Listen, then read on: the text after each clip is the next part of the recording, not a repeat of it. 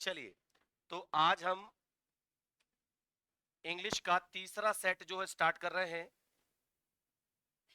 और फिर से हमारा प्रयास रहेगा कि इंग्लिश के 30 क्वेश्चन में से 20 बनने चाहिए, क्योंकि हमें 15 अंक इंग्लिश से भी चाहिए। 20 आ जाए तो बहुत अच्छी बात है, ठीक है। क्योंकि ये मैं इसलिए कह रहा हूं, अपन 30 में 30 के लिए भी प्रयास कर सकते हैं, लेकिन हमारे पास समय कम रहता है। 40 सेकेंड हमारे पास पर क्वेश्चन के लिए है, और ज्यादा समय हमारा केमिस्ट्री, बायोलॉजी, दूसरे सब्जेक्टों में चला जाता है। इंग्लिश के लिए समय कम बचता है, लेकिन हम इंग्लिश को पहले अटेंड करके अपने कम से कम 15 से 20 नंबर पक्के कर सकते हैं, जो कि बहुत आसान रहेंगे, क्योंकि ग्रामेटिकल पोर्शन हमने बहुत अच्छे से आपको पढ़ाया है, ठीक है ना। जितने नए बच्चे जिन्होंने इस मंथ ज्वाइन किया होगा ऑनलाइन में, वो पीछे जाकर के लगभग 20 वीडियो है ग्रामर के, तो उनको सभी को देख लें, तो ग्रामर का पोर्शन आपका बेसिक से रेडी हो जाएगा और आपकी अच्छी खासी तैयारी हो जाएगी, ठीक है। चलिए, ऐसे शब्द थोड़े ध्यान देने लायक, ये है बेनोवेलेंट।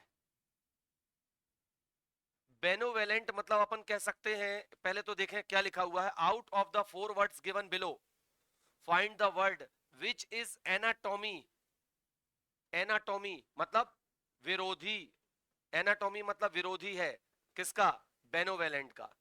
और बेनोवेलेंट मतलब शायद क्या होता है? दयालु, निर्दयी होता है। यदि निर्दयी लेके चलेंगे तो इसका फिर क्या आ जाएगा? काइंड आना चाहिए, लेकिन क्या दिया हुआ है यहां पर? अनकाइंड। तो मेरे हिसाब से परोपकारी होना चाहिए। आप जो बता रहे हैं वो मुझे समझ में नहीं आया। परोपकारी, परोपकारी, निर्दयी नहीं भाई, परोपकारी मैंने सही बताया था, ठीक है ना। ये बेनोवेलेंट का समानार्थी कौन है? काइंड। काइंड मतलब होता है दयालु, ठीक है ना। तो दयालु और परोपकारी एक ही चीज है। मैंने कहा हो सकता है तुमको याद हो, मुझसे कोई गलती हो गई। तो बेनोवेलेंट जो है ये होता है परोपकारी अर्थात दयालु, और ये समानार्थी है किसका? तो हम कहेंगे काइंड का, ठीक है ना। अब सीधी सी बात है, यदि इसका समानार्थी कौन है? काइंड, तो इसका एनाटॉमी मतलब विरोधी क्या हो जाएगा? तो हमारा राइट आंसर क्या हो जाएगा? अनकाइंड हो जाएगा, ठीक है। तो अब तुम्हारे दो फायदे हो गए, इसका तुमको समानार्थी भी पता चल गया, ठीक है ना, साइनोमी। आगे चलते हैं। ये देखो टेंस से क्वेश्चन आया है, ग्रामेटिकल पोर्शन टेंस से क्वेश्चन आया है। क्या बोलता है? Neither the lion nor the bears, बहुवचन में दिया है, बियर्स बहुवचन में दिया है, तो बहुवचन में यहां पर क्या लग सकता है? एक तो दिया हैज, एक दिया हैव, एक दिया है वर, और एक दिया गया है आर, ठीक है। तो सबसे पहली बात तो हैज कट जाता है, क्योंकि वो तो एक वचन के साथ आएगा। और यहां पर क्या है? बहुवचन, बहुवचन, बहुवचन के साथ हैव लग सकता है, वर लग सकता है, आर लग सकता है, लेकिन आप क्या लगाओगे? ठीक। यदि आप वर या आर के बारे में सोचते हो तो फिर आपको यहां पर देखना पड़ेगा, क्या आईएनजी दिया है मुख्य क्रिया के साथ? नहीं दिया है। मुख्य क्रिया के साथ आईएनजी नहीं दिया है, तो वर का चांस नहीं है, आर का चांस भी। तो सीधी सी बात है, क्या लग जाएगा? ठीक है कि नहीं। तो पहले तो हमने ये देखा कि हमारा जो सब्जेक्ट है वो कैसा है? बहुवचन में। तो एक वचन हेल्पिंग वर्ब नहीं लगेगी, तो हैज कट हो गया। अब तीनों बहुवचन है, तो फिर हेल्पिंग वर्ब के साथ आप जानते हो फिर मेन वर्ब का यूज होता है। तो हमने देखा यदि वर या आर लगने वाले हैं तो फिर मेन वर्ब का फर्स्ट फॉर्म धन आईएनजी होगा, लेकिन यहां पर क्या दिया है? थर्ड फॉर्म दिया है। तो थर्ड फॉर्म के साथ तो क्या आएगा? और इस प्रकार हैव सही हो गया, ठीक है ना। तो ये मतलब सारी चीजें ध्यान से सुनो और ध्यान से देखते जाओ।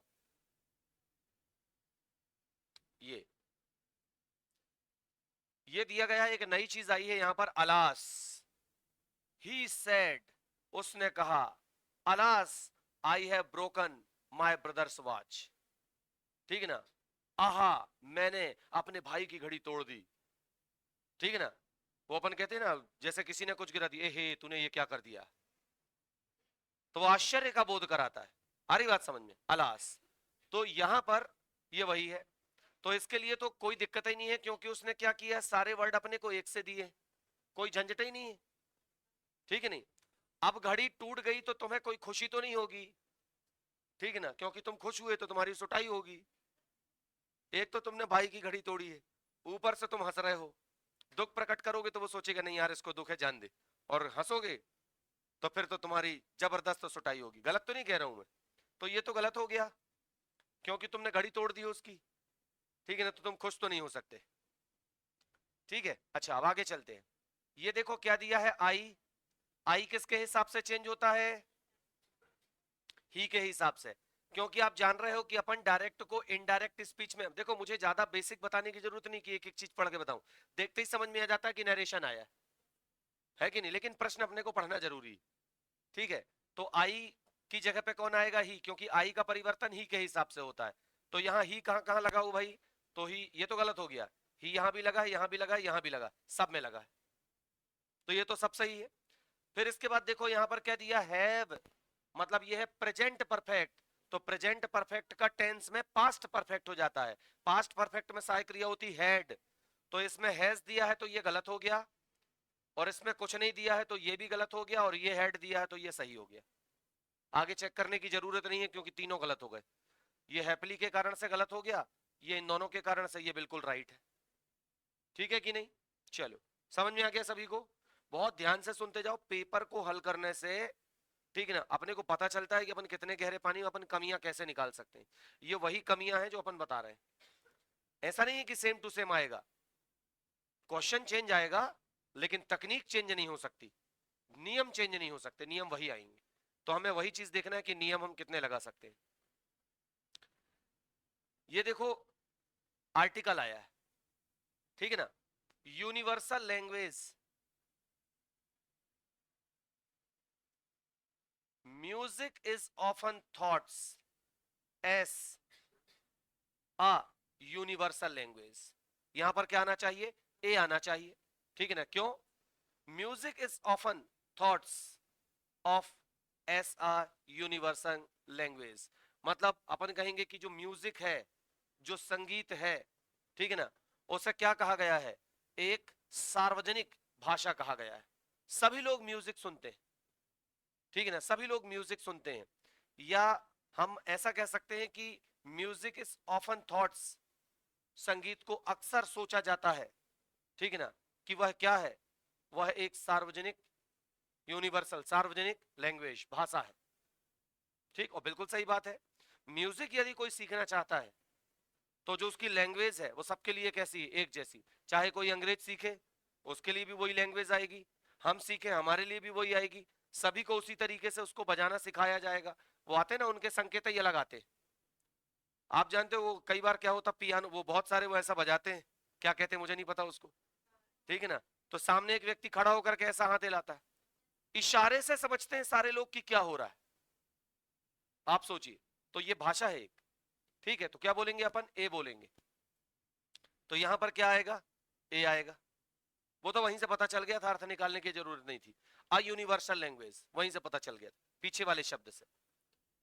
यहां पर आते हैं, देखो क्या दिया है, fill in the blank with the correct option. Correct option भरना है, शिमला इज खालिस्तान most other hill station in India, ठीक है ना। शिमला, तो बाई फार द, तो ये तो गलत है भाई, क्योंकि उसने डिग्री दी है अपने को। फेमस देन, ठीक है ना, तो देन के साथ यहां पर आना था मोर, उसने दिया नहीं है तो ये गलत है। मोर फेमस देन, ये सही है। The more famous than, the नहीं लगेगा मोर के साथ, तो राइट आंसर क्या हो जाएगा? More famous than. इसका अर्थ क्या हुआ? Shimla is more famous than, Shimla बहुत ज्यादा प्रसिद्ध है, सबसे ज्यादा नहीं, बहुत ज्यादा प्रसिद्ध है, than most other hill station in India, Bharat के दूसरे हिल स्टेशनों की तुलना में, ठीक है। चलिए, ये बात हमें समझ में आती है। आगे चलते हैं, फिर से आ गया एक और नरेशन। क्या लिखा हुआ है? Out of 4 sentences given below which is the correct indirect speech of the sentence, ठीक है ना। तो इसका इनडायरेक्ट स्पीच निकालना बड़ा सरल, ठीक है ना। एंजल सेड, तो एंजल सेड सभी में आएगा और दैट लगेगा, ये तो बिल्कुल क्लियर है, एंजल सेड दैट सभी में एक सा है, इसमें कोई गलती नहीं, ठीक है। अब इसके बाद क्या दिया है? आई, तो आई परिवर्तित होता सब्जेक्ट के हिसाब से, एंजल एक लड़की है तो क्या आएगा, शी सभी में दिया, ये भी बिल्कुल सही है। फिर आगे चलते हैं, ये देखो पास्ट सिंपल, क्योंकि आई के बाद सेकंड फॉर्म आ गया बाई का बॉट, क्या है पास्ट सिंपल। और यदि पास्ट सिंपल है, का किरण नींद आ रही है क्या? फिर अभी शाहरुख खान की आत्मा घुस जाएगी मेरे अंदर है? ऐसी हो रही है, ये इंग्लिश पढ़ रही। सारी तबीयत तो मुझे लगता है तुम्हारी खराब होती, एक आदमी इतना परेशान हो रहा है उसकी नहीं होती। तुम बढ़िया घर से खा पी के आते हो, मस्त आके बैठ जाते हो, और तबीयत किसकी खराब होगी, तुम्हारी। घर जाना है क्या? जाओ, घर जाना हो तो ये क्या है पास्ट सिंपल। पास्ट सिंपल का क्या हो जाएगा, पास्ट परफेक्ट। और पास्ट परफेक्ट में क्या लगेगा, हेड। हेड लगेगा कि नहीं, हेड ढूंढ लो कहां पे है, हेड ये दिया है। अब हेड आ गया दो जगह पे, मतलब ये तो गलत हो गया, ये गलत निकल गया, हेड आ गया दो जगह पे, थोड़ा और आगे जाना पड़ेगा। थोड़ा और आगे जाएंगे तो मिलेगा यस्टरडे, यस्टरडे मतलब बीता हुआ कल, ठीक है ना। तो देखो यस्टरडे का यस्टरडे तुम नहीं लिख सकते, तुम्हें लिखना पड़ेगा द डे बिफोर, मैंने तुमको बताया है, ठीक है ना। तो इसलिए आंसर तुम्हारा क्या हो जाएगा, सही। ये तीनों गलत हो जाएंगे। ओके, बस यही काम हमें पेपर सेटों में करना है। जिस बच्चे ने ऐसा कर लिया तो उसके नंबर 15 के ऊपर ही आएंगे इंग्लिश में। जो केवल 10 से 15% बच्चे ही नंबर लेके आते हैं इंग्लिश में, याद रखना 10 से 15% बच्चे इंग्लिश में नंबर लेके आते हैं, क्योंकि 90% बच्चों से तो ग्रामर ही नहीं बनती। मेन मुद्दा ये, आ रही बात समझ में। अभी कल एक लड़की से मेरी बात हुई, बोले सर मेरे को केवल इंग्लिश पढ़ना है। मैंने कहा बेटा हम तो पूरा पढ़ाते हैं। तो बोले सर उसमें मेरे को पूरा मिल जाएगा ऑनलाइन, मैंने कहा हाँ। तो बोले, मैंने कहा तुम इंग्लिश बस क्यों पढ़ना चाहते हो? तो बोले मेरे से इंग्लिश बिल्कुल नहीं बनती, मेरे से इंग्लिश बिल्कुल नहीं बनती, और वो 2 बार पहले पीएनएसटी का पेपर दे चुकी। मैंने कहा तुमसे इंग्लिश नहीं बनती तो मैं तुमसे मतलब पक्का बता सकता हूँ तुम्हें और भी सब्जेक्ट अच्छे से नहीं बनते होंगे। नहीं मेरा बायोलॉजी कंप्लीट है, एनसीईआरटी पूरा। बोले मैंने 2-3 क्वेश्चन छोड़े, फिर मैंने कहा अच्छा इसका बताओ जरा क्या होगा, अभी हमने कल हल करवाया है, इसका तो नहीं पता, इसका तो नहीं पता। मैंने कहा कहाँ कंप्लीट है तुम्हारी, ये तो सरल पूछ रहा हूँ, ठीक है ना। जैसे मैंने लोहे के मुख्य अयस्क का सूत्र पूछा उससे, इतना सरल प्रश्न मैंने पूछा कि हेमेटाइट का सूत्र क्या, अब वो ये ना बता पाए तो क्या तैयारी है उसकी। तो मैंने कहा गलत है बेटा, तुम्हारी तैयारी नहीं है। फिर उसने कोर्स खरीदा अपना। तो मतलब मैं एक बता रहा हूं आपको कि दिक्कत यह है कि बच्चों के बेसिक्स कंप्लीट नहीं है, इसीलिए वो नहीं निकालते। अपना बेसिक कंप्लीट हो गया, अपने को अपना बेसिक लेके आना है सामने। तो पेपर सेट मैं हल करा रहा हूं, उसके पहले भी आप हल करके देखो। आपके पास पेपर सेट है ना, जिनके पास ना हो तो मेरे पास घर में मैं बता चुका हूं ले लें, उनसे प्रैक्टिस करोगे बहुत अच्छा रहेगा। और यहां मैं तुम्हें कमियां बताता हूं, ठीक है। चलो, तो ये क्लियर हुआ, इसको तो मैंने सही बता दिया आपको, है ना। आगे चलते, ये देखो एक सरल क्वेश्चन, क्या दिया गया है क्वेश्चन, ही इज, सबसे पहले choose the correct article to fill the blank. अपने को आर्टिकल भरना, दूसरा आर्टिकल आ गया, किस्मत अच्छी, दो आर्टिकल, ठीक है ना। ही इज खालिस्तान वन आइड मैन, क्या बोल रहे हैं इसको, वन, वन बोल रहे हैं, ठीक है ना। वाह व्यंजन है, ठीक है ना, व्यंजन है। और व्यंजन के साथ एन लगता है क्या, नहीं लगता। और ये कोई एक आंख वाला आदमी तो कोई विशेष आदमी तो होगा नहीं, ऐसे कई तो एक आंख वाले आदमी होंगे, ठीक है ना। तो क्या लगेगा, ठीक है, ये लग गया। He is a one eyed man, वह एक एक आंख वाला व्यक्ति है, मतलब एक आंख उसकी बंद हुई रही होगी पहले से। कई होते हैं ना बचपन से ही एक आंख बंद रहती है उनकी, ठीक है ना, ऑपरेशन के द्वारा भी ठीक नहीं हो पाती वो। चलो, ये देखो क्या लिखा है, व्हेन आई वॉज यंगर, जब मैं युवा था, आई खालिस्तान stay up all night and not get tired, ठीक है ना। I stay up all night, मैं रात भर खड़ा रहता था, एंड नॉट गेट टायर्ड, और थकता भी नहीं था, ठीक है। तो ये क्या बताना चाह रहा है, ये अपने भूतकाल के कार्यों को बता रहा है जिसको करने वो सक्षम था लेकिन आज नहीं है। और ऐसा करने के लिए हम कुड का प्रयोग करते हैं, आप जानते हैं, ठीक है ना। भूतकालिक क्रियाओं को बताने के लिए अपन एक और चीज का प्रयोग करते हैं, कौन सा? भूतकालिक क्रियाओं को बताने में किसका प्रयोग करते हैं? किया करता था, हाँ, यूज्ड टू, किया, मैंने हिंदी अर्थ बता दिया, किया करता था। भूतकालिक क्रियाओं को बताने के लिए हम यूज्ड टू का प्रयोग करते हैं, यूज्ड टू का। लेकिन ये अपनी भूतकालिक क्रियाओं को नहीं बता रहा है, ये अपनी भूतकालिक क्षमता का बता रहा है कि ऐसा मैं कर लेता था और आज नहीं कर सकता, ठीक है ना। तो उसके लिए हम किसका यूज करते हैं? और एक चीज और, यहां वाज दिया है, यहां वाज दिया, मान के चलो तुमको नियम नहीं पता तो तुम दिमाग लगा सकते हो कि वाज दिया है तो प्रेजेंट का तो कुछ नहीं आएगा, प्रेजेंट का तो आ ही नहीं सकता ना। कैन प्रेजेंट में यूज होता, मे प्रेजेंट में यूज होता, कैन नॉट प्रेजेंट में यूज होता है। तो तुम वास को देख के समझ जाओगे कि कैन का सेकंड फॉर्म क्या लगेगा, कुड। समझ में आई बात? तो इस तरीके से ये किया जा सकता है। अगला क्वेश्चन देखें क्या लिखा हुआ है, fill in the blank with the correct option. फिर से करेक्ट ऑप्शन भरना है। क्या लिखा है? द मीटिंग खालिस्तान due to lack of quorum.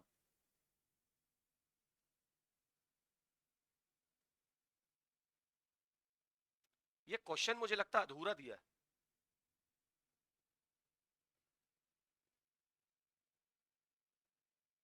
The meeting खालिस्तान due to lack of quorum, ये भी आ सकता है, ये भी आ सकता है, ये नहीं आ सकता, ये नहीं आ सकता। मीटिंग को क्या कर दिया गया है? आगे बढ़ा दिया गया है। क्या कर दिया गया है? आगे बढ़ा दिया गया है, ठीक है ना।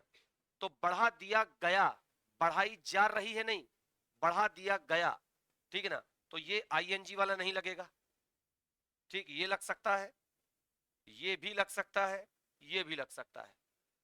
अब वो यहां पर दे रहा है अपने को हैज बीन पोस्टपोन्ड, मुझे लग रहा है क्वेश्चन अधूरा है। यहां पर सिंस या फॉरवर्ड होना चाहिए, है ना। यहां कुछ ना कुछ गलती, इसमें कुछ गलती है, इसको अपने पेपर सेट में देखना आप, उससे हो सकता है आपको पता चल जाए, ठीक है। नहीं तो यहां पर क्या आ सकता है? पोस्टपोन। यदि सिंस या फॉर नहीं दिया तो पोस्टपोन आ जाएगा। The meeting postpone, meeting meeting जो है वो क्या कर दी गई? आगे बढ़ा दी गई, due to lack of quorum. तो फिर तो ये आ जाएगा। और यदि ये हैज बीन पोस्टपोन दे रहा तो क्वेश्चन अधूरा है, कहीं ना कहीं यहां पर मिसप्रिंट हुआ है, इसको चेक कर लेना, ठीक, ध्यान रखिएगा। और इसमें एक चीज मैं आपको और बता देता हूं जो आपको पता रहना चाहिए।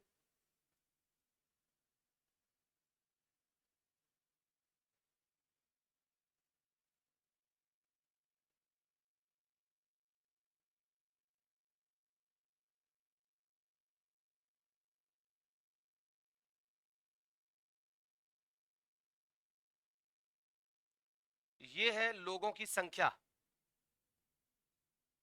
ठीक है ना, लोगों की संख्या।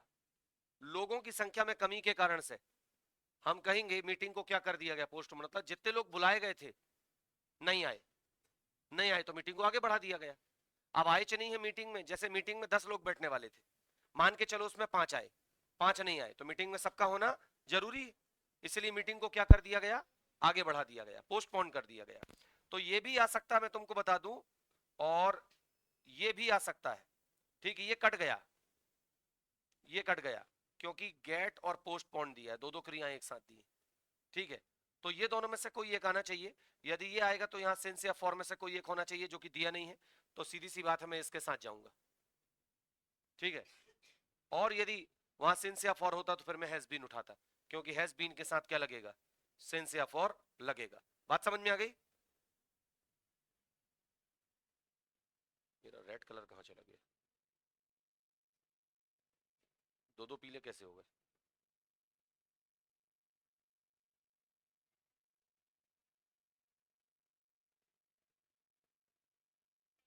अच्छा, पेन में जाना है रे, जी है। ब्रश दब गया था क्यों? ब्रश भी अच्छा चल रहा है लेकिन, चलो आगे चलते हैं।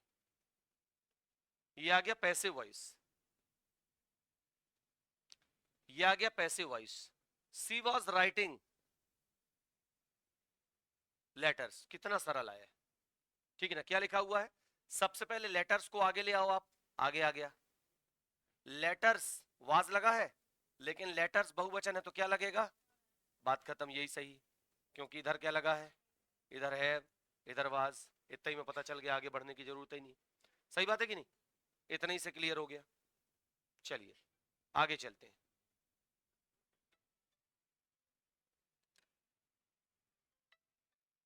हेलो,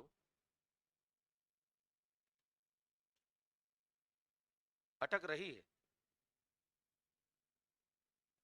अच्छा ठीक है।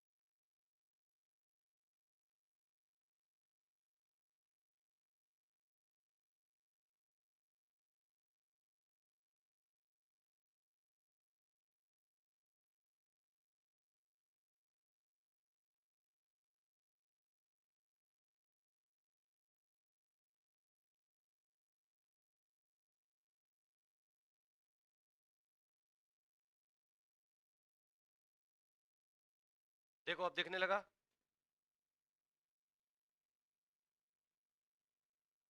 हेलो,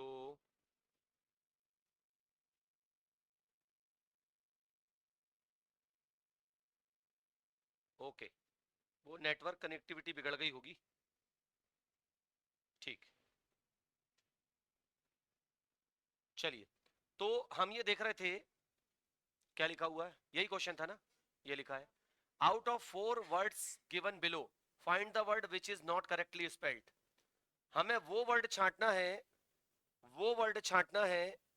क्या ब्लर दिख रहा है बेटा, ब्लर तो नहीं हो सकता, यहां से एकदम क्लियर है। बैक होके फिर से ज्वाइन कर लो, ब्लर हो रहा है तो। चलो, अब इसमें नॉट करेक्टली स्पेल्ड अपने को बताना है, तो यहां पर ये तो मुझे गलत दिख रहा है यार, क्या ख्याल है, BUSSI होता है क्या, लेकिन ये तो क्या कह रहा है, कमिट को कह रहा, कमिट में भी डबल M दिख रहा है मुझे, तो इसका मतलब मेरा सोचना गलत है।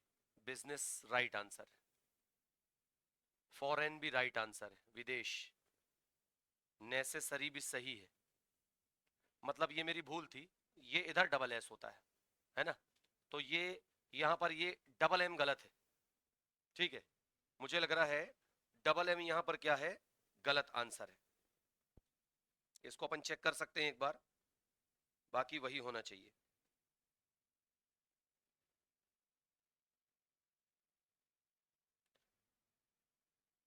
डबल T गलत दिया है, वहां पर आना चाहिए कमिट, कमिट मतलब होता है वादा करना, कमिट मतलब क्या होता है, वादा करना, तो ये गलत जमा हुआ है, यहां पर आएगा कमिट, यहां पर क्या आएगा कमिट, और जब इसका सेकंड या थर्ड फॉर्म बनेगा तो ये हो जाएगा कमिटेड, तो इसमें क्या लगेगा, डबल टी लगेगा, तब जाके इसमें डबल टी आएगा। तो अभी इसका केवल ये इतना सही था, कमिट, कमिट मतलब क्या होता है? वादा करना। आ रही बात समझ में? यदि यहाँ डी लग जाता तो ये वर्ड पूरा सही हो जाता, कमिटेड, लेकिन उसने डी हटा करके, ऐसा मान लो कि डी हटा करके शब्द गलत दिया है, और नहीं तो इसके हिसाब से यदि चले, नॉट करेक्टली स्पेल्ड, तो यहाँ पर टीई नहीं होना था, यहाँ पर ओनली क्या होना था? कमिट, मतलब वादा करना।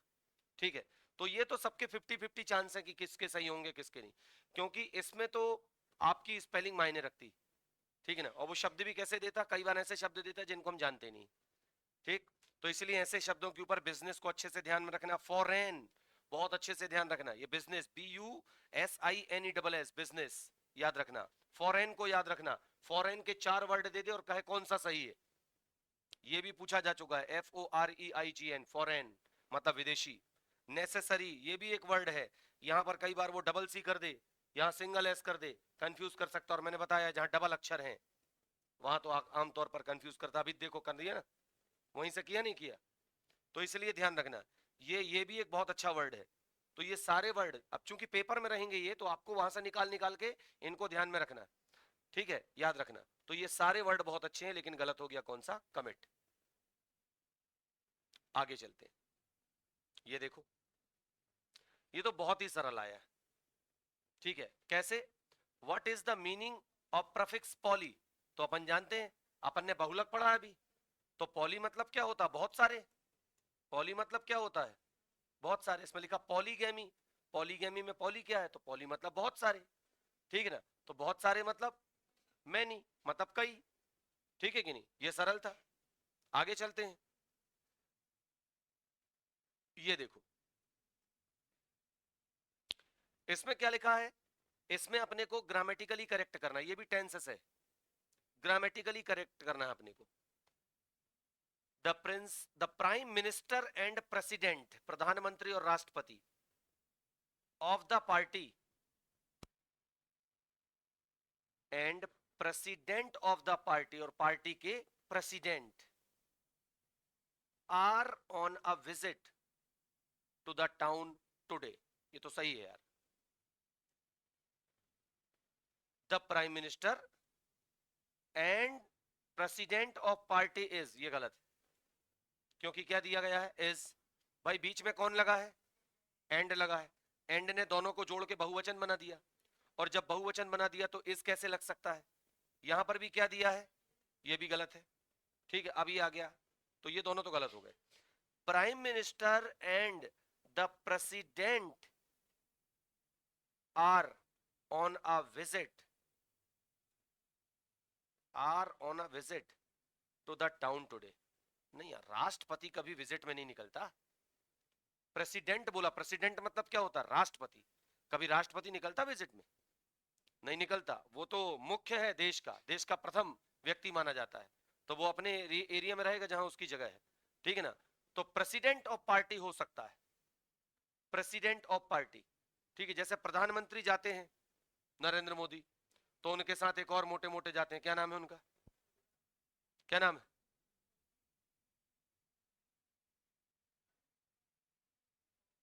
हाँ तो राव रे, जो बीजेपी के वो हैं, क्या अध्यक्ष, क्या नाम है उनका?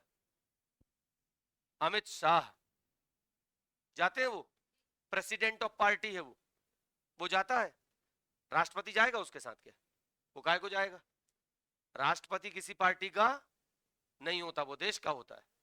ठीक है, तो यहां पर प्रेसिडेंट ऑफ पार्टी सही है, ये प्रेसिडेंट गलत वर्ड है, तो क्या हो जाएगा? ये सही हो जाएगा। यहां गलती है इज से, यहां गलती है इज से, और इन दोनों में सही निकालना ये तुम्हारे हाथ में था कि राष्ट्रपति जाएगा क्या? बिल्कुल नहीं जा सकता। और देखो, द प्रेसिडेंट लिखा हुआ है ना, प्रधानमंत्री से बहुत ऊपर है ये, और यहां प्रेसिडेंट ऑफ पार्टी, तो ये सही है यार। आ रही बात समझ में? वो गलत हो गया, समझ में आ गई गलत क्यों हुआ? दो गलत क्यों हुए समझ में आया? इसके कारण, क्योंकि एंड लगा था। और ये गलत क्यों हुआ? प्रेसिडेंट नहीं जाता है, वो काहे को जाएगा? ठीक है, चलो आगे चलते हैं। देखो क्या लिखा है यहां पर, fathers are beginning to play a bigger role in खालिस्तान देयर चिल्ड्रन। क्या लिखा? Bringing up, bringing round, bringing about और ब्रिंगिंग आउट। यार ये तो अपन कह सकते हैं ये काय से आया है? आइडियोम से आया है, ठीक है ना, आइडियोम से आया है। और अर्थ के हिसाब से यदि देखा जाए तो ये आना चाहिए, ठीक है ना। देखो अब के कारण से मैं बोल रहा हूं, बाकी इनका क्लियरली अर्थ नहीं पता मुझे भी, आइडोम्स, लेकिन अब के कारण से बोल रहा हूं। फादर्स आर बिगिनिंग, पिता ने शुरू की, टू प्ले, निभाना, अ बिगर रोल, एक बड़ी भूमिका, in bringing up their children, उसके बच्चे के आगे के जीवन में, ठीक है ना। तो यहां पर ये वर्ड आना चाहिए ब्रिंगिंग अप, ठीक, आगे के जीवन के लिए, ठीक है ना। तो fathers are beginning to play, father ने मतलब पिता ने भूमिका निभाना शुरू किया, या पिता ने निभाना शुरू किया, अ बिगर रोल, एक बड़ी भूमिका, इन देयर चिल्ड्रंस, ठीक है ना। कुछ ना भी होता तो भी सही था वो, लेकिन उसने बीच में क्या जोड़ दिया? ब्रिंगिंग से चार चीजें ले आया, bringing up, bringing round, bringing about और ब्रिंगिंग आउट, आइडियोम्स है। तो यहां पर सामने वाला कह रहा ब्रिंगिंग अप, ठीक है ना, तो हम कहेंगे ब्रिंगिंग अप आएगा। बाकी आप क्या कर सकते हो, इनके अर्थ निकाल के देख सकते हो। आइडियोम्स मैंने तुम्हें बताया है, इतने सारे हैं, कुछ नहीं कर सकते हम, बहुत सारे हैं, ठीक है ना। इंग्लिश लिटरेचर पढ़ने वालों को भी अच्छे से नहीं पता होता, वो तो ऐसा है कि अपन इनके अर्थ निकाल लें तो बन सकता है, आ रही बात समझ में? तो अपन इनके अर्थ निकाल के देख लेंगे। तो मैंने तुमको दो तीन बताए हैं जो आते हैं आमतौर पर, कल भी चर्चा हुई थी, परसों भी चर्चा हुई थी, ब्रिंगिंग उसके साथ और जोड़ लो, हो सकता है रिपीट हो जाए, तो इन सब के अर्थ निकाल लेना, ठीक है। आगे चलते हैं, ये देखो क्या दिया है, the old man was crossed, the old man was crossed, बूढ़े आदमी की मृत्यु हो गई, या बूढ़ा आदमी टकरा गया, या बूढ़ा आदमी मर गया, अपन कह सकते क्रस्ट मतलब नष्ट हो जाना, ठीक है ना। खालिस्तान दकार, फ्रॉम दकार, विथ दकार, विथ तो नहीं आएगा, ठीक है ना, अंडर दकार, एबव नहीं आएगा, ये आएगा। ये दो चीजें हो सकती हैं, the old man was crushed, खालिस्तान दकार, फ्रॉम यदि लेते हैं तो फ्रॉम से के अर्थ में आता है, कार से मर गया, अंडर ही आना चाहिए उसमें, the old man was crossed under the car, ठीक। देखो फ्रॉम लगा सकता हूं मैं, फ्रॉम यहां पर लगा सकता हूं मैं, फ्रॉम भी आ सकता है, लेकिन फ्रॉम के कुछ नियम अपन ने पढ़े हुए हैं ग्रामर में, ठीक है ना, कि किसी दूसरे स्थान से किसी मतलब पहले स्थान में आने के लिए फ्रॉम का प्रयोग करते हैं, परिवर्तन के लिए फ्रॉम का प्रयोग करते हैं, किसी जगह से कोई लाइनें लेनी है, कोई संबंध बताना है, फ्रॉम का प्रयोग आप कर सकते हो, लेकिन यहां पर नहीं।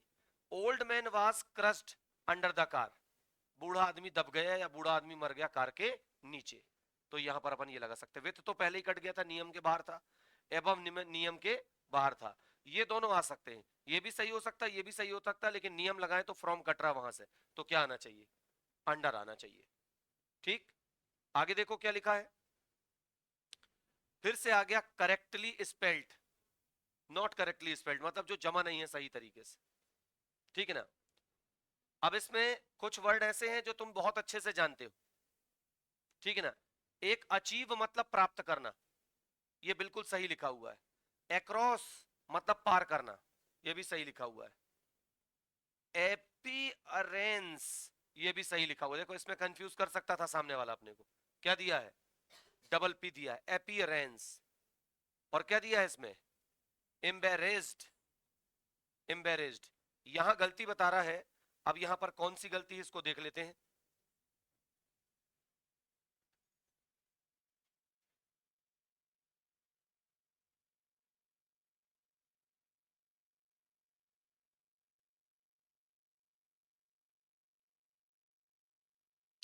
डबल एस है लास्ट में, एम्बेरेस, लास्ट में क्या दिया है?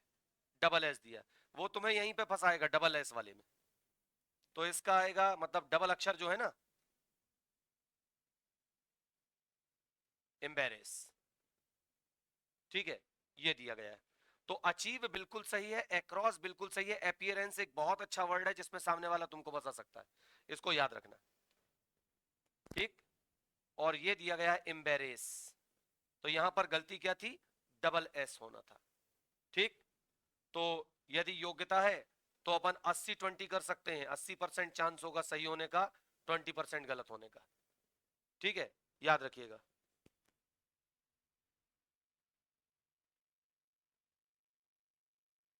ब्लर आ रहा है, चलो ठीक है। देखो, अब देखो,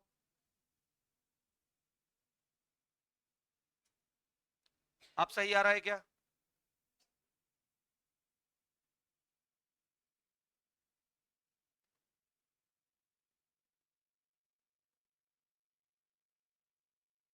अब ठीक है।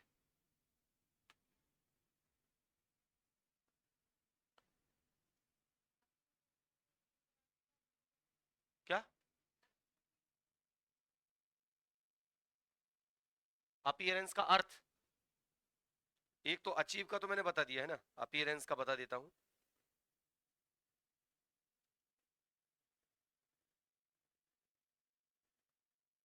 उपस्थिति, रूप, ठीक है ना, उपस्थिति या अपन कह सकते हैं रूप। चलो आगे चलते हैं, क्या लिखा हुआ है ये अपन पढ़ चुके हैं क्या? ये अपन पढ़ चुके हैं क्या? ये किसी सेट में आया था ना?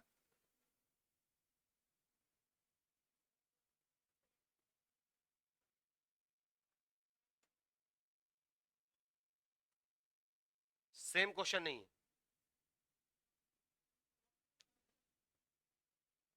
यहां पर दिया गया ही वुड थिंक इट खालिस्तान him to such a small work. He would think it,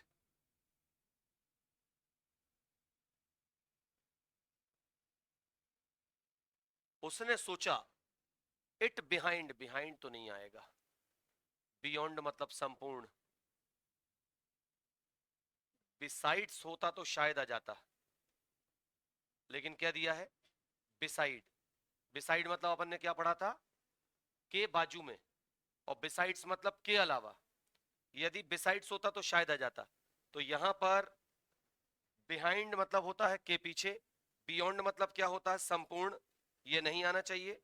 beneath का अर्थ मैंने तुमको बताया था कि नहीं बताया था? क्या बताया था?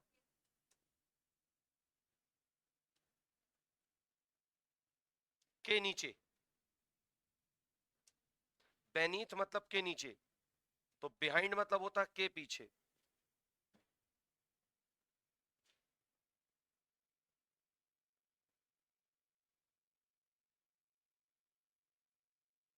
सब्जेक्ट गायब कर दिया यार इसने।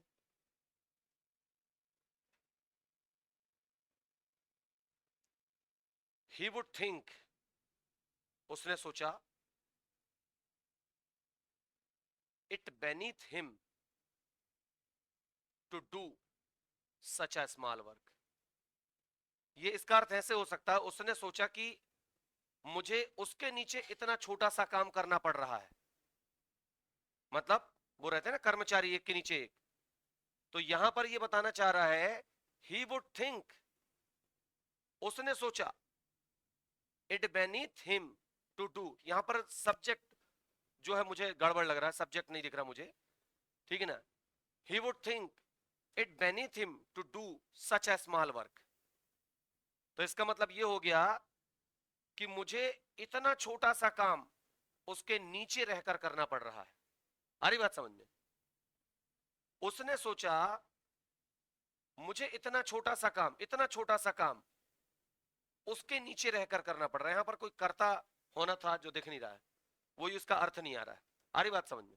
जैसे मैं बोल रहा हूं, उसने सोचा इतना छोटा सा काम मुझे उसके नीचे रहकर करना पड़ रहा है, तो वहां पर के नीचे के अर्थ में तो ये आ रहा है, लेकिन वहां पर कुछ और भी होना था।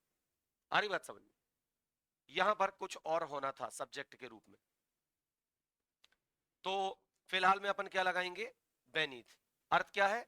ही would think it beneath him to do such a small work. यहां पर कुछ आएगा तभी अर्थ आएगा, तो मैं अर्थ अपने हिसाब से निकाल के दिखा दे रहा हूं, हो सकता है मिसप्रिंट हुई हो। क्या?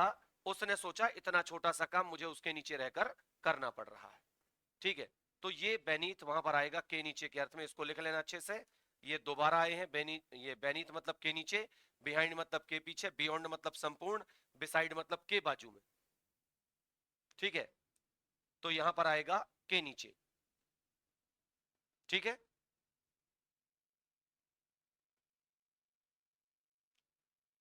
ये भी रिपीट हुआ क्वेश्चन।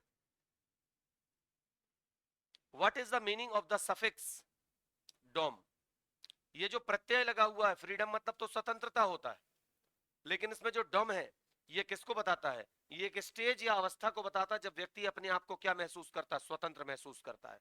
तो अपन कहेंगे कि यहां पर ये क्या है? प्लेस और स्टेट ऑफ बीइंग, मतलब किसी स्थान या अवस्था का बोध कराता है।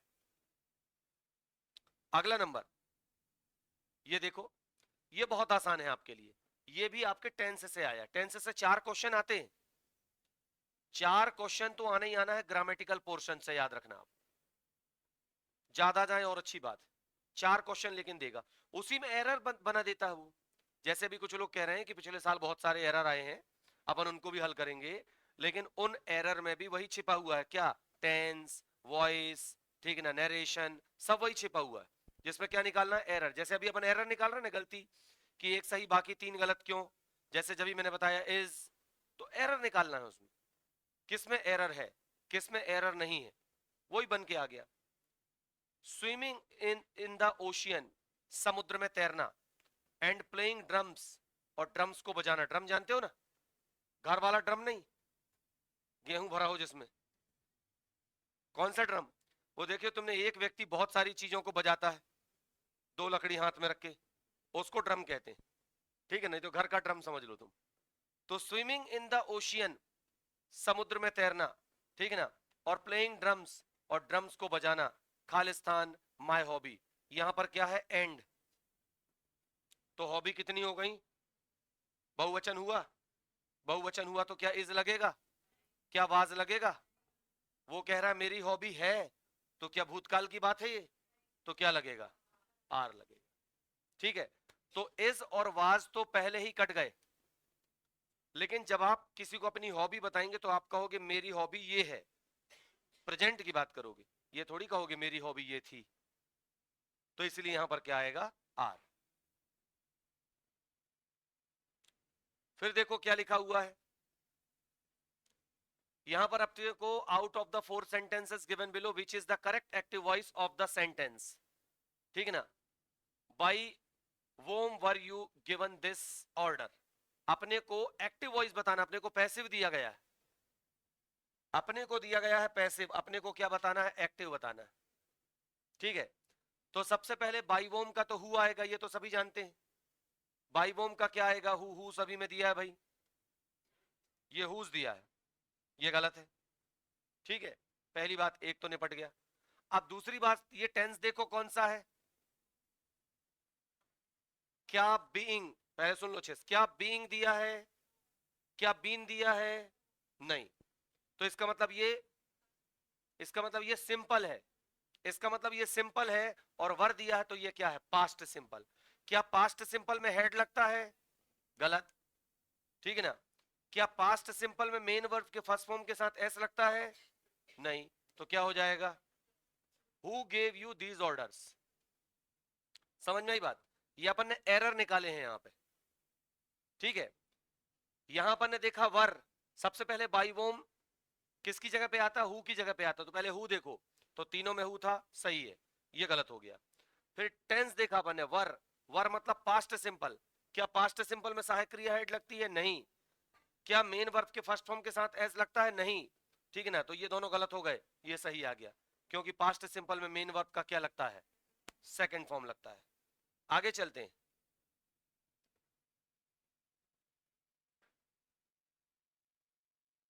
क्या लिखा हुआ है, ये सरल है, ये सरल है। देखो पहले तो fill in the blank with the correct option, correct option भरना है the eldest brother the family since his father passed away. Since लगा हुआ है, सिंस और फॉर तभी लगते हैं जब हैज बीन वाली सहायक क्रिया हो, तो हैज बीन या हैव बीन वाली सहायक क्रिया देख लो, तो हैज बीन ये लगा हुआ है। The eldest brother has been supporting, अब एक बड़ा भाई फैमिली को सपोर्ट कर रहा है, एक बड़ा भाई था, एल्डेस्ट ब्रदर, सबसे बड़ा भाई फैमिली को सपोर्ट कर रहा है, सबसे बड़ा तो एक ही सपोर्ट कर रहा है ना, तो एक के साथ क्या लगेगा, हैज। मतलब यहां दो दो, हैज बीन और हैव बीन दो दो हैं। सिंस और फॉर के साथ हमेशा हैज बीन वाली सहायक क्रियाएं लगती हैं। कर्ता एक है तो हैज बीन का चुनाव करेंगे, ये गलत हो जाएगा। आई बात समझ में? ये भी टेंस से आया था कि नहीं?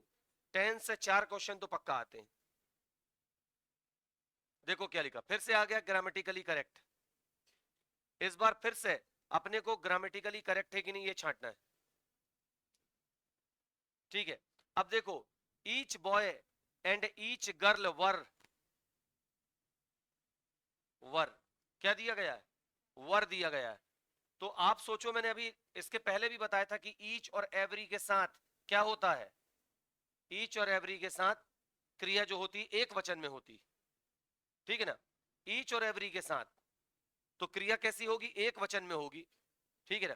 तो मेरे हिसाब से वहां पर जो वर है वो क्या होना चाहिए, गलत, क्योंकि ईच के साथ क्रिया कैसी होगी, एक वचन में होगी। वो प्रत्येक की बात कर रहा है, वो प्रत्येक की बात कर रहा है, मतलब एक एक करके बात कर रहा है, तो इसलिए क्या होना चाहिए, एक वचन में होना चाहिए। तो यहां पर ये आर गलत हो गया फिर से, क्योंकि वो भी बहुवचन के साथ लगता है। फिर हैव भी गलत हो गया, वो भी बहुवचन के साथ लगता है। तो सीधी सी बात है, वाज वाला ऑप्शन क्या है, ईच और एवरी के साथ हमेशा क्रिया एक वचन में होती है, ये याद रखना है। फिर बीच में भले ही क्या ना लगा हो, क्योंकि ईच में वो एक एक करके सबके लिए बात करता है।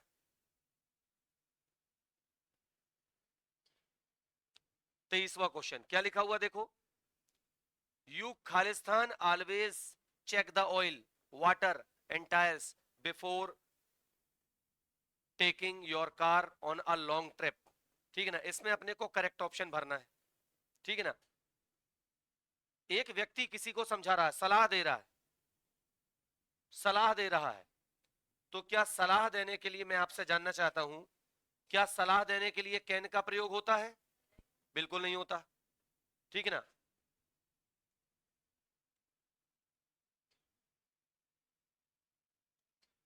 तो यहां पर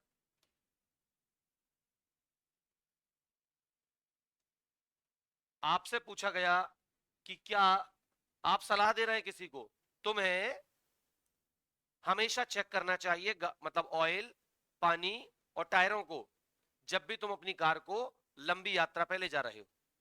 जब भी तुम अपनी कार को लंबी यात्रा पे ले जा रहे हो तो तुमको ऑयल चेक कर लेना चाहिए, हवा चेक कर लेना चाहिए, पानी कार्बोरेटर में सही भरा है कि नहीं चेक कर लेना चाहिए, गाड़ी गर्म ना हो, लंबी यात्रा पे जब जा रहे हो तो, ठीक है। तो आप सलाह दे रहे हो, क्या सलाह देने के लिए कैन का प्रयोग होता है? नहीं। शुड का होता है, हाँ, दबाव डालने के लिए, सलाह देने के लिए शुड का प्रयोग होता है, ठीक है ना। क्या वुड का होता है? नहीं। विनम्र प्रार्थना के लिए वुड का प्रयोग होता है, ठीक है ना। कोई यात्रा में जा रहा हो तुम, काई के लिए उससे प्रार्थना करोगे हाथ जोड़ के, ठीक है ना, सलाह दे सकते हो आप। कुड का प्रयोग अभी आपने देखा कहां होता है कुड का प्रयोग, एक तो बहुत ज्यादा विनम्र प्रार्थना के लिए कुड का प्रयोग होता है, और नहीं तो अपनी भूतकालिक क्षमताओं को बताने के लिए किसका प्रयोग होता है, कुड का प्रयोग होता है। तो यहां पर हम कहेंगे क्या आना चाहिए, should. You should always check, तुम्हें हमेशा चेक कर लेना चाहिए। जैसे कोई व्यक्ति लंबी यात्रा में निकल गया, आगे जाके गाड़ी खराब हो गई, उसने घर में फोन किया उसके पिताजी को या बड़े भाई को, उसका बड़ा भाई दूसरी कार लेके गया, ठीक है ना, और उसके बाद फिर उससे पूछा कि तूने चेक नहीं किया था क्या, उसने कहा नहीं, तो वो उसको डांटेगा कि नहीं डांटेगा, सलाह देगा कि नहीं देगा, कि तेरे को हमेशा लंबी यात्रा में गाड़ी ले जाने के पहले ये सब चीजें चेक कर लेनी चाहिए, ठीक है नहीं। वो तो छोटा भी डांट सकता है बड़े को इस बात में कि तुमने चेक क्यों नहीं किया। आ रही बात समझ में? चलिए आगे देखते हैं क्या दिया है, ये अलग पीछा नहीं छोड़ेंगे, जो चीज मेरी कमजोर है, ठीक है ना, वही आते हैं आइडोम्स। लेकिन देखो फिर से ब्रोक वाला आया ना, तो इनको तैयार कर लो, इनके अर्थ देख लो, ठीक है, रिपीट होते रहते हैं। देखो क्या लिखा है, अवर कार, प्रश्न भी इसी टाइप का सिमिलर फर्स्ट वाले पेपर में करवाया हूं मैंने, इसी टाइप का फर्स्ट वाले पेपर में। अवर कार, हमारी car, Khalistan at the side of highway, highway के साइड में, ठीक है ना, इन द स्नो स्ट्रोम, जहां पर बर्फबारी हो रही थी, मतलब खराब हो गई, ठीक है ना। तो खराब हो गई मतलब क्या बताया था, ब्रोक डाउन, ब्रोक डाउन मतलब बिगड़ गई, खराब हो गई। याद करो, वो बस वाला एक था ना, बस वाला, ठीक है ना, या फिर कोई गाड़ी वाला था कि टोचन करके फिर गैराज तक लेके गए थे, ऐसा कोई वाक्य था उसमें भी यही चारों आए थे। ब्रोक आउट था, ब्रोक अबाउट था, ब्रोक मतलब डाउन था, इनटू था, ये सब थे। तो हमारी कार जो है, आवर कार ब्रोक डाउन, हमारी कार बिगड़ गई at the side of highway, highway के बाजू में, इन द स्नो स्ट्रोम, जहां बर्फबारी चल रही थी। ठीक, तो हम क्या बोल सकते हैं, बिगड़ गई मतलब क्या होता है, ब्रोक डाउन। ठीक है, याद रखना, ये दोबारा रिपीट हुआ है इसमें। ये लो, ये तो तुम्हारे ऊपर से आया और अपने ऊपर से आया है।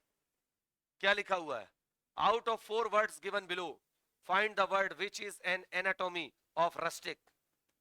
रस्टिक मतलब जानते हो, रस्टिक मतलब क्या होता है, नहीं पता, देहाती।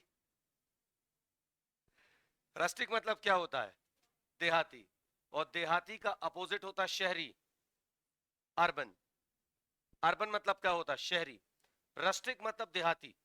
ठीक है, अपन किसी बड़े शहर में क्लब लब में जाके घुस जाएं, ठीक है ना, बैठ जाएं जाके, तो आदमी कहेगा जी देहाती है साला। आ रही बात समझ में, तो रस्टिक देहाती, ये क्या हो जाएगा, शहरी, लिख लेना। चलिए, तो ये हो गए अपने 25 क्वेश्चन। 25 क्वेश्चन के बाद हमारी सीमा रेखा हो जाती है समाप्त। फिर इसके बाद हमें क्या करना है, तो मैं बताया हूं मैंने, मालूम है ना, हनुमान चालीसा पढ़ना है तुमको। और उसके बाद टिक लगाते जाना, क्योंकि इतना बड़ा पढ़ने का समय तुम्हारे पास नहीं रहेगा। मतलब तुम्हारा एक्चुअल में पेपर 25 क्वेश्चन है, तुम्हें जो अपने नंबर खींचने 15 से 20, वो तुम्हें 25 से खींचने, ये पढ़ने का तुम्हारे पास टाइम नहीं रहेगा। तो बस हनुमान चालीसा पढ़ के और टिक लगाओ। ये अभी छोटा दिख रहा है, पेपर में और बड़ा दिखेगा। आ रही बात समझ में, हाँ। तो इनको बता पाना पॉसिबल नहीं, इनमें तो फटाफट टिक लगाने वाली बात रहेगी। इसमें कौन टाइम खराब करेगा अपना, कर पाओगे वहां पर, अपने को तो अपने मेन विषय है, तो ये 5 तो रहेंगे। तो इस तरह से अपने को ये जो पेपर मिला है, इस पेपर में भी मैं कह सकता हूं कि आप 20 नंबर ला सकते थे, यदि वो 2-3 आइडोम्स आप और छोड़ भी दें। 25 में से 2-3 आइडोम्स आए हैं, 1-2 करेक्टली स्पेल्ड वर्ड आया है, तो यार वो तो आपकी योग्यता पर डिपेंड करता, उसको सिखाया नहीं जा सकता। आइडोम्स आपको तैयार करना पड़ेगा, डबल वर्ड वाले, नंबर 1। और नंबर 2, स्पेलिंग में यदि कोई गलती होती तो वो हमारा फॉल्ट है, ठीक है ना। लेकिन स्पेलिंग वो हमसे ऐसी ऐसी वाली स्पेलिंग देगा जो हमारे लिए क्या होंगी, कठिन, कठिन वाली स्पेलिंग देगा। आ रही बात समझ में, तो इसलिए हमें, मैंने कहा रोज 10 वर्ड आपको क्या करना है, पढ़ना है। ठीक है, मैं कोशिश करता हूं मंडे के दिन से आपको 10-10 वर्ड जो है वो देना शुरू करता हूं, ठीक है ना। तो आप उनको कम से कम पढ़ो, तो उनके अर्थ तो पढ़ो, आपका नॉलेज तो बढ़ेगा, वोकैबुलरी बढ़ेगी आपकी। ठीक है, तो मैं 10-10 वर्ड आपको देना शुरू करता हूं, ठीक है। लेकिन फिर भी इतना बुरा पेपर बिल्कुल नहीं आ रहा है कि हम कहें कि 30 में से हम 15 से 20 के बीच में अंक ना ला पाए। क्या ये पेपर में ला सकते थे अपन, बिल्कुल ला सकते थे। ग्रामेटिकल पोर्शन के क्वेश्चन 15 से 20 हैं, तो 15 से 20 नंबर लाए जा सकते, तो हमें उतने ही चाहिए, ठीक है। नहीं, हम तो 10 नंबर लेके चले थे ना शुरू में इंग्लिश का, कि हमें इंग्लिश में 10 लाना, फिजिक्स में 10 लाना। लेकिन पेपर देख के ऐसा लगता है कि हम 15 से 20 नंबर निकालेंगे, 15 से 20 ही के बीच में चाहिए अपने को, ठीक है। तो बायोलॉजी में थोड़ा बहुत आगे पीछे हुए, फिजिक्स में थोड़ा बहुत आगे पीछे हुए, तो इंग्लिश अपनी संभाल लेगी, ठीक है कि नहीं। चलो ठीक है, तो मिलते हैं फिर, अपन तो अब मिलेंगे मंडे के दिन, है कि नहीं। अब अगली क्लास आपकी फिजिक्स की रहेगी, देख लेना।